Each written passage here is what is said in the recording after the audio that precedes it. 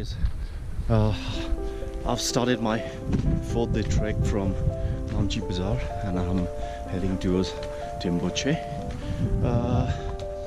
It's been almost 2 hours that I've started from Namche Bazaar, and the trail is quite smooth. As you can see, not much of ups and downs. It's just run smooth, not like the one I took from Monjo to Namche Bazaar, which was the toughest climb so far. The weather is clear, sunny.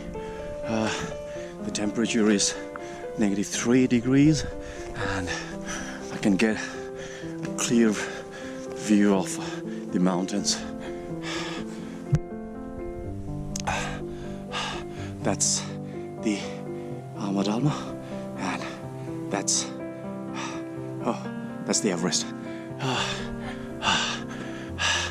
That peak apparently looks taller than Everest, but it stands at 6,812 meters, whereas the Everest stands at amazing 1,848 meters.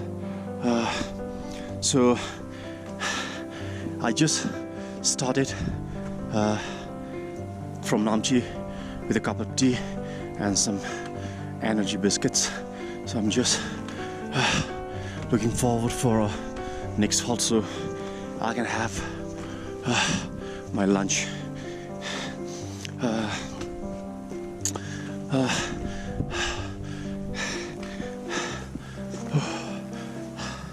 Today I'm not getting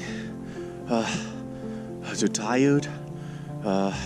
Maybe now my body's getting used to the hike and the altitude, but yeah, the altitude over here certainly plays with you. I just experienced last night, and that I never did in my life. I literally screamed while sleeping, and I just woke and I realized that I was screaming. So things like that is, I think it's common because of the altitude and the thin air, the low oxygen in your body. So I'm not sure if that village is Tengboche, but definitely I think it might take me some 3 more hours from here to reach Tengboche. And even if I reach early, I'm not going to push myself, and I'll just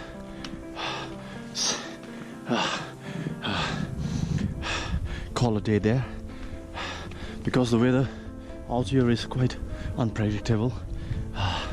After 2, you can't really say the weather will stay sunny like this. Like yesterday, it was very sunny when I was in the Everest View Hotel, but suddenly when I reached Namche around 2 in the afternoon, just as I reached my hotel, it started to snowing. So my plans are to reach Tengboche before 2, and I'll call the day then. Okay, so I'll see you guys at Tengboche. I'm here at Tengboche. I reached here yesterday afternoon, but sadly I could not document my arrival as the battery was running low on all my equipments. So I've spent my night over here, and now I'm heading towards Tengboche, which is 11 kilometers, and which should take me 5 to 6 hours with my pace. And let me show you guys the view out here.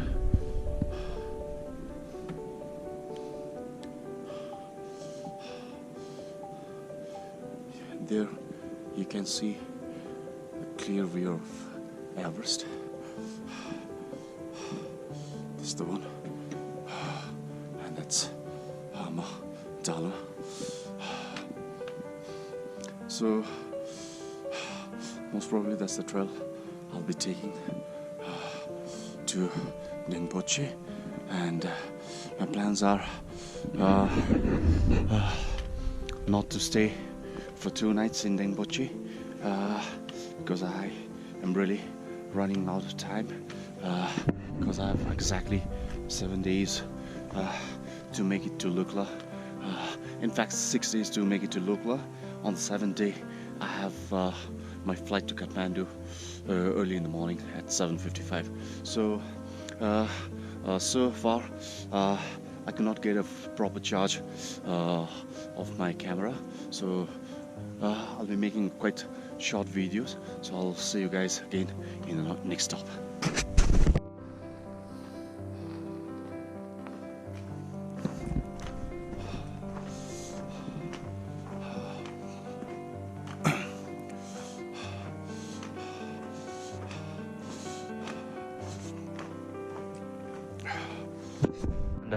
I've just left the town of Rinpoche, and I'm heading towards Rinpoche. The trail was quite slippery. It's not the snow but the ice. It was snowing yesterday, and the day the snow melts and the night it gets freeze, so the trail is full of ice. Let me show you. I just crossed this suspension bridge, which is, and you can see the Koshi below. So not much of a view. I think after few hours it's just rugged mountains, and yeah, and in fact there are 2 ways to get to the base camp from Rinpoche. One is through Rinpoche, that's where I'm heading, and the second is Rinpoche. But I heard at least from Rinpoche you get some glimpse of the mountains, but Rinpoche nothing, just rugged mountains. So actually I wanted to make a live at the trails which is full of snow and ice, but again it's a risk to film and walk at the same time. So that's the view you get from here. Okay, so hopefully if I get some cellular service or Wi-Fi in Rinpoche, I'll keep you posted.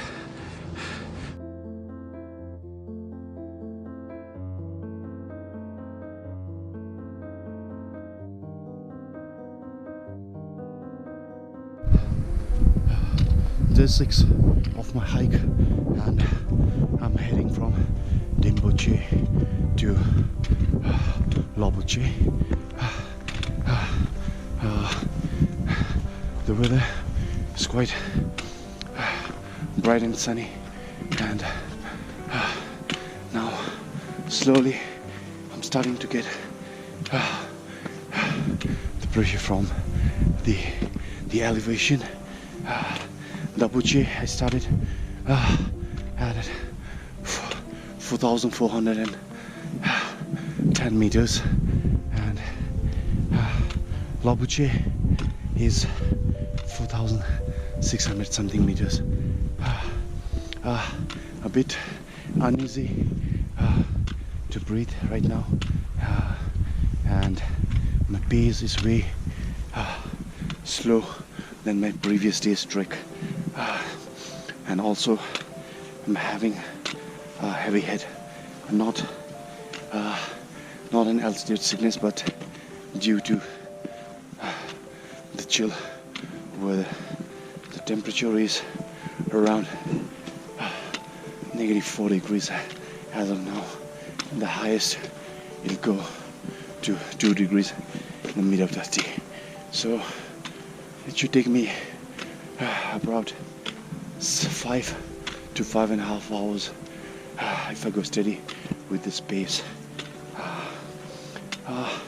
Now, as most of the international flights inbound and also from Kathmandu are being cancelled from 25th, so most of the foreigners are heading to Kathmandu,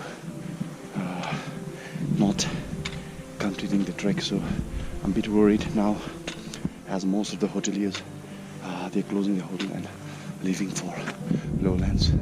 So I'm a bit nervous that while I reach Lopche or Gorakshep, maybe it'll be difficult to find an accommodation. Let me show you the terrain. Hello.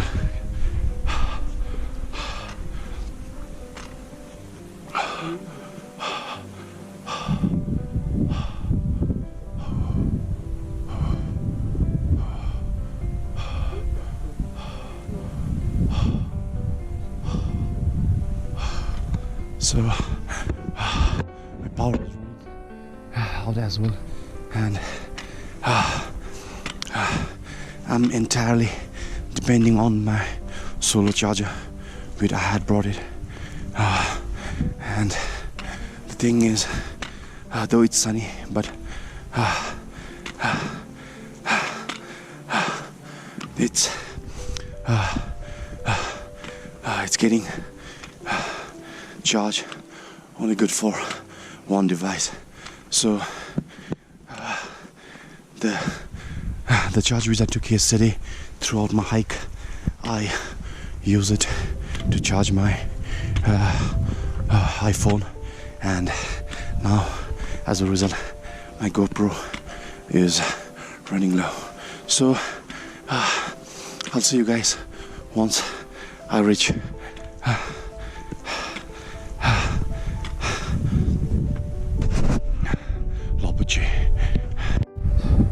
So now I've reached the Tukla Pass, and by far this is a very important climb, because for most you get the altitude sickness during this climb. Its elevation is at 4,600 meters, and what I would recommend is just when we start the uphill hike from the river, you get a couple of tea houses, so it's a good decision to at least take a good rest at those tea houses before you make this uphill climb. Let me show you. So you can reserve the energy and just maybe after 20 or 30 minutes rest, then you can start the uphill hike. Don't push yourself, because to get from Rinpoche to the river, it will take you almost like 2 hours. So do not rush yourself and immediately do the uphill climb, because then you'll have more chances of getting the altitude sickness and running out of breath. Because I personally felt the effects of the elevation today. When I woke up, my head was heavy, but though I knew that it's not the altitude sickness, but it's the cold. So even after I started from Rinpoche I had this heavy head, and once I took some rest at the tea house down there, and took a cup of hot coffee and soup, then I'm feeling much better, and I'm all prepared for this uphill hike. So I'll see you guys when I reach Lopji. So that's the climb I was talking about, and those are the tea houses. You can just take a good rest and start your uphill climb. You know, just when you're making a uphill at this altitude, make sure you don't rush and just keep a constant momentum. Your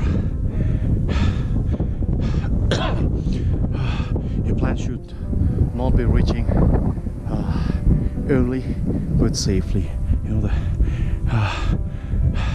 running out of breath is the last thing you want to have at an altitude like this. If you see the climb doesn't seem much, but again, if you see the terrain, it's quite rugged, and you know, the amount of oxygen in the air makes it so very difficult. And that's the view what you get from here, and still we got plenty of climb ahead. So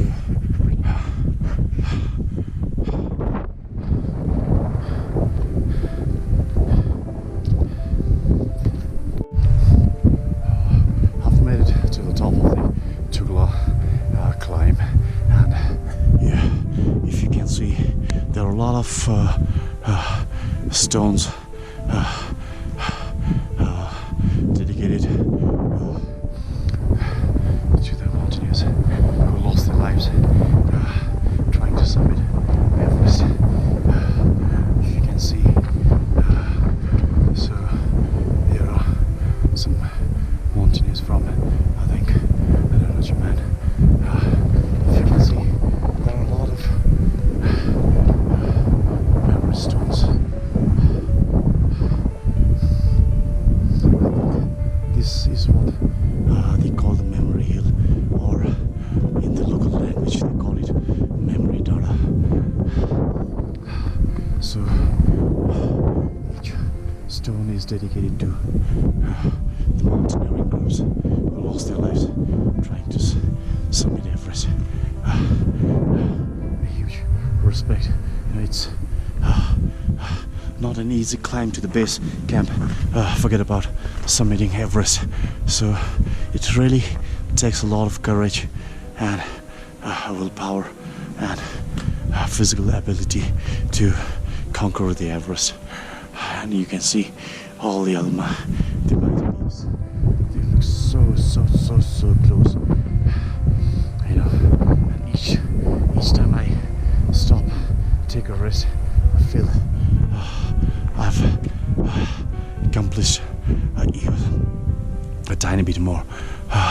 So I think the climb ends now here, and it's just a straight walk, I guess. So signing off from Memory Dara.